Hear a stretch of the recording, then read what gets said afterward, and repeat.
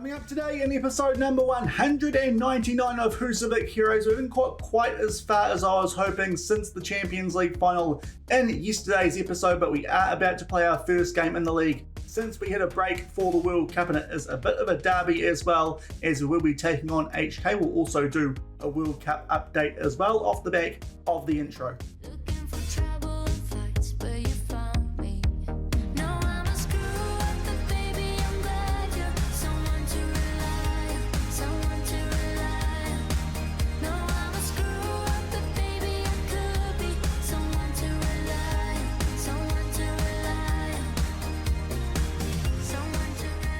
Everyone, and welcome back to Husavik Heroes here on Shaun Does FM. I hope you are doing well, and if you are looking forward to today's episode with this game in the league against HK, and as I said, a bit of a World Cup update, then do remember to go down below, leave a thumbs up on the video, and if you haven't done so already and are enjoying this series here on the channel, also remember to hit that subscribe button and turn that notification bell on as well. It is greatly appreciated. But we've gone forward nearly a month off the back of the Champions League final in yesterday's episode. If you did miss that one, I'll leave a link to it over in the top right corner. We haven't actually played that many games, haven't got quite through as much gameplay as I was hoping for, partly because of the new house these days having to travel about an hour each way to work instead of what used to be about a 10-minute walk each way. So that might be one of the reasons. So still getting a little bit adjusted to that, but we have played a couple of games in the Multiplicator since that Champions League final, getting ready for this first game back in the league, getting past some lower division opposition as you would expect. And even though we did have quite a few players unavailable for those games still being out on World Cup duty, first on we took on Ulfania, who I think are a team who were down in the free deal. We picked up a fairly comfortable 4-0 win here, 2 penalties to our left back, and Premzel Bokic was a little bit surprised that he was taking those also goals to Marcelo Jr. He is back after his loan at Palmeiras after we signed him, and also Lucas Parazek in the defensive midfield came up with a goal from set piece. And then we took on Vikingur Reykjavik, a team who right at the start of the save were winning the top division here in Iceland. These days they are down in the one field. Fairly comfortable win here, albeit not by the greatest scoreline. 2-0 first half goal there to Jonana and 1 in the second half to Malizio Mena. That does mean we have made our way through to the fourth round of the Multiplicator, and we are taking on top division opposition there in Akranes, who we did beat just prior to that Champions League final by a scoreline of 3-1. But we are about to take on HK. I think it's fair to say these guys have been our biggest rivals so far in the save domestically in our first game since the World Cup break. And a quick update on what the league table does look like at the moment. Obviously, a lot of teams have been playing games while we've been on that World Cup break. That means that we have dropped from the top of the table to outside of the European spots, albeit we have 4 or 5 games in hand on all of the teams around us and are only 12 points off of top spot. Phil Care having a very good season, so they might take a little bit of catching. We can't really afford to drop too many points, but over the rest of the season, I'd like to think that we should be able to overcome those guys, or at the very least, finish in second spot and get ourselves into the later stages of Champions League qualifying for next season. But nothing to panic about just yet. We are still unbeaten, just haven't played any games for a little while. That is why we have dropped down the table. But before we do a bit of a World Cup update, prior to playing HK in today's episode, we'll just go back in time slightly to round off a few loose ends from yesterday's episode, the rankings update off the back of this past European season. As you can see there, in terms of the top league here in Iceland, it has moved up now 1 place into 7th position, so nearly getting up there with those top 5 European leagues that we did look at in our end of season review yesterday. So a slight improvement there in terms of the top league here in Iceland. And as well as that, Volsungur as a club, obviously winning the Champions League, we have stayed in top spot on the club rankings. Going and having a look at who else is in and around us: Man United in 2nd, Chelsea in 3rd, Real Madrid 4th, RB Leipzig in 5th. A little bit of a surprise, but we are at the moment quite comfortably ranked as the best team in Europe, and that does mean that even if we didn't win that Champions League final in yesterday's episode, we are going to be a pot 1 team for the group stage draw whenever we do get to that, hopefully in tomorrow's episode or the one after, provided I get for a little bit more off camera off the back of this recording for today's episode. But the reason that we haven't played that many games off the back of that Champions League final yesterday is because we are currently in the middle of a World Cup which is being held in South Africa. Portugal looking to defend their title. First off, a quick run through of what did happen in the group stages. Just having a quick look at this, I think all of the teams that did make their way through the groups were the teams that you would expect to get out of these groups. Just going down quickly, no major surprises in any of these. We'll just bring up those bottom two groups so my face is not covering them. Germany and South Korea getting out of Group O, and then in Group P, Denmark and Japan getting through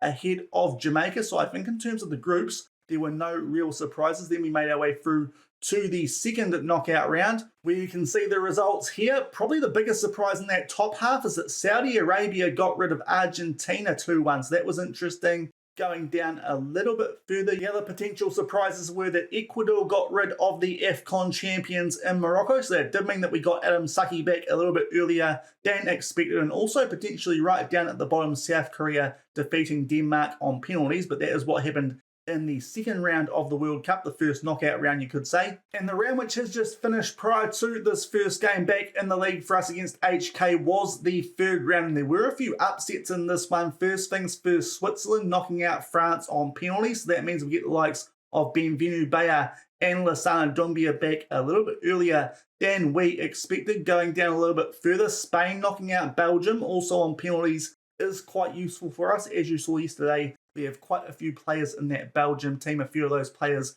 are on holiday off the back of that World Cup. We'll get them back in the not too distant future. Going down a little bit further, Brazil getting rid of South Korea and also Mexico. They got rid of Germany, and that does mean that Karl Vollen has came back to the club. Luis Herrera is still, of course, at the World Cup with Mexico, but we get our top goalkeeper back at the club as well as Heiko Kunze. So I think the results so far in this World Cup have actually worked in our favour, and that does mean that the quarterfinals are set up as follows. Portugal take on Spain, Switzerland will take on England, Uruguay will take on Mexico, and it will be Italy versus Brazil. So there's a few interesting candidates there to win the World Cup this upcoming season, albeit Portugal are the defending champions, and they will be a decent chance if they can get past Spain, albeit don't mind the chances there of England. It does look like they might potentially have a little bit of a soft quarter-final draw. So it does mean that we've got a few players who have come back from the World Cup, albeit quite a few of them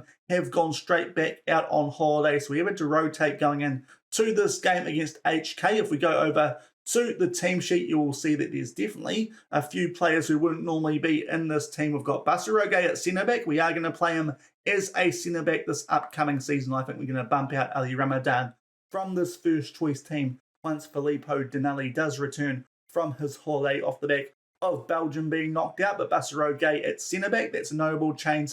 Prenzel Bokic there at left-back because he is the only fit left-back we currently have at the club. Basicki is in there in the DM role with Basaroge slotting back to a centre-back. Jacob Dobby is the only box-to-box midfielder currently at the club. Marcelo Jr., he is a new addition, as I mentioned, has just come back from that loan to Palmeiras. He is quite promising, so we are giving him some game time over the likes of Narek Voskanian at the moment, with Narek being a decent midfield backup on the bench. If you don't know Jacob Dobby is, because he hasn't actually played that much on camera, he is also quite a promising player who we are giving some game time to, while Lassana Doumbia and Bruno Costa are busy at that World Cup. Our front three, though, is pretty unchanged. Mauricio Menga is in there for Agustin Agatigre, who is currently on holiday. Christopher Alagard keeping that left wing spot. Of course, he came back early once Denmark got knocked out, and Adam Saki is back in there for his first game since returning from the World Cup. In our bench, not too bad either, albeit we are a little bit light on left backs, but if we need to put someone out there, we do have Radenko Krolo who can switch flanks. But overall, it's a decent team considering we are in the middle of a World Cup, as we are about to take on HK, and we'll come back shortly and hopefully remain unbeaten in the league and try and get ourselves back into those European spots for the somewhat derby in the league, HK taking on Volsungur.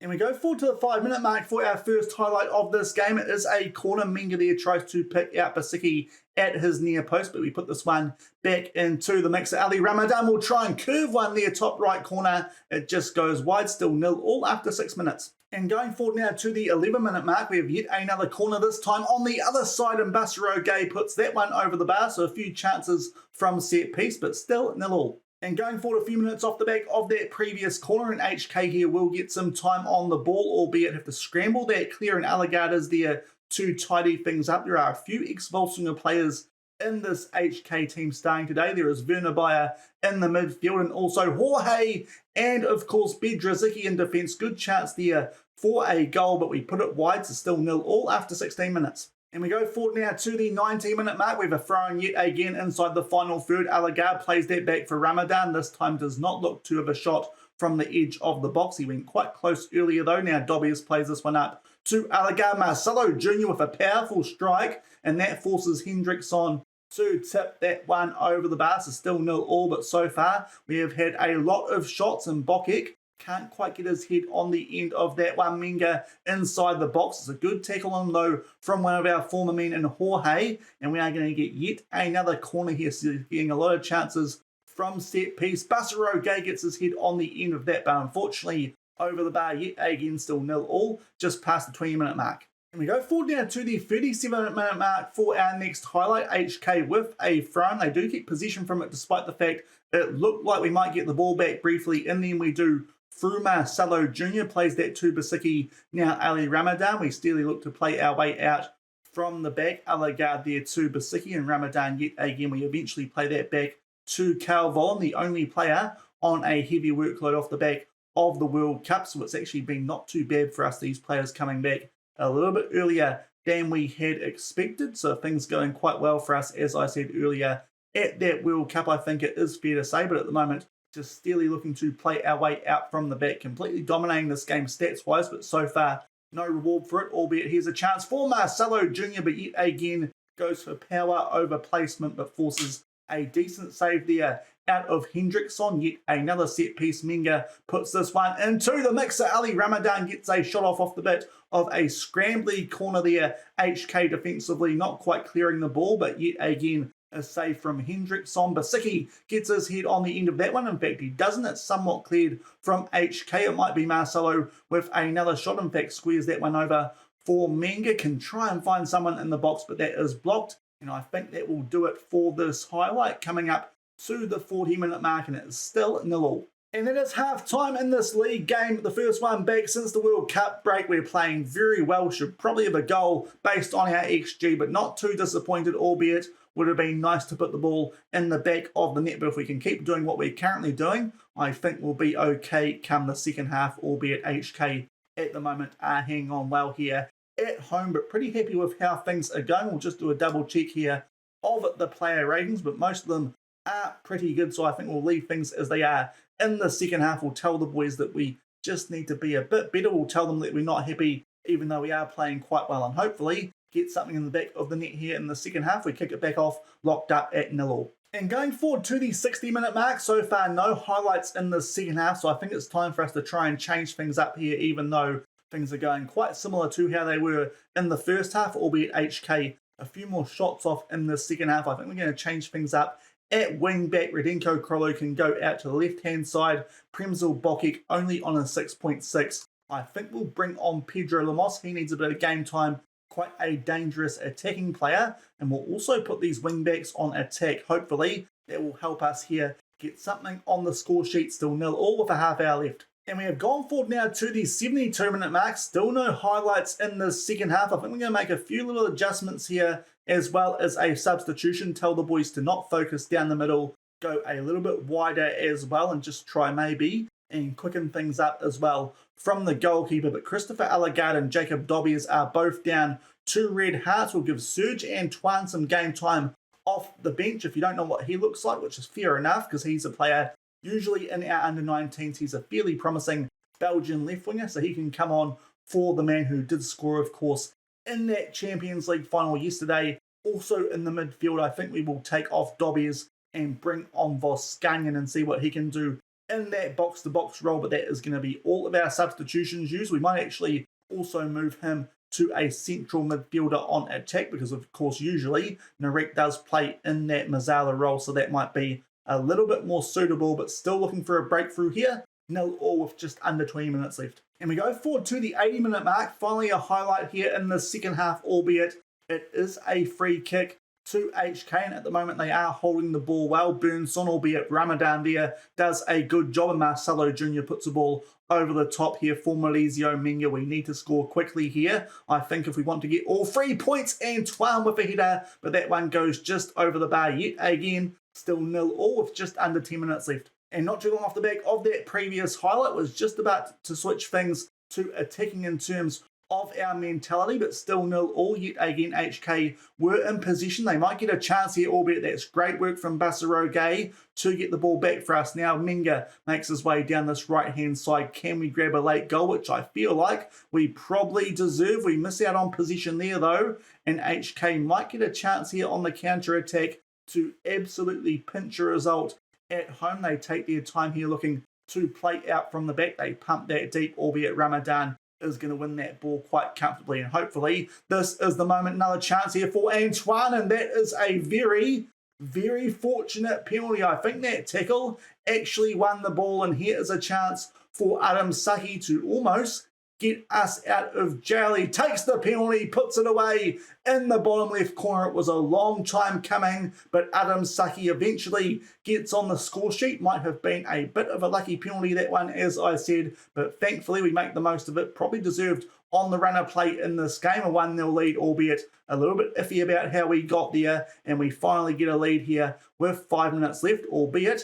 just as we do that, there is a restart highlight, and HK might get a chance to grab an instant equaliser. Hopefully we win possession back here rather shortly, but Bayer tries to switch this out to their left-hand side, but thankfully Pedro Lemos, and eventually that ball is played over the top. Adam Saki looking for a double, but that shot is straight at Hendrickson. Still 1-0 with only a few minutes left. And we've just reached injury time in this one, but we do have a highlight here at the 92-minute mark. We have implemented some of our time-wasting tactics just to hopefully see this out. But if we can grab another goal, that would be great. Menga puts that one in the back of the net, and he was onside. I was just holding off there for a second because it looked like he was a mile offside there, but someone must have been playing him on, and there is that cushion goal, and that will seal this result here away at HK. Crowley with a ball over the top. It must be a very well-timed run that from Menga, because still from that angle did look like he might be a straight offside. This will be the telling one,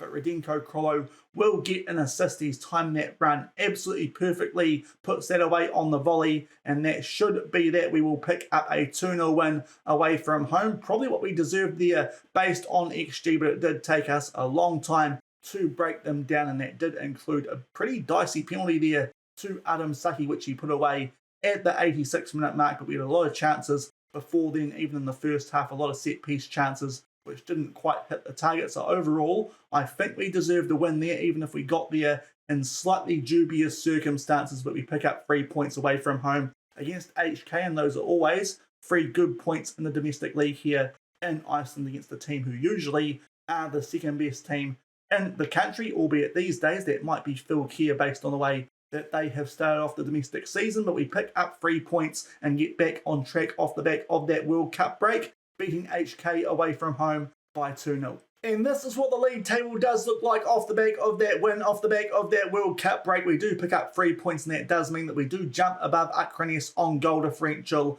and that means we just sneak ourselves back inside those European spots, albeit with 4 games in hand on most of the teams above us, as I mentioned late in that one. I think Phil Keir definitely the team to beat this season. They will take a bit of catching up, especially if we do drop points, but so far so good, and we won't have too many more difficult challenges than taking on HK away until the second half of the season, I think it is fair to say. But that will pretty much do it for today's episode, getting back into the swing of things off the back of that World Cup break and that Champions League win in yesterday's episode, and picking up a 2-0 win away at HK, which is not too bad because we were missing about 5 first-team players for that game, so not a bad result at all away against a decent HK team, as we have found out over the last few seasons. In terms of when we'll come back for tomorrow's episode, it honestly depends on how much I can get through in between now and then, because we are still a long way away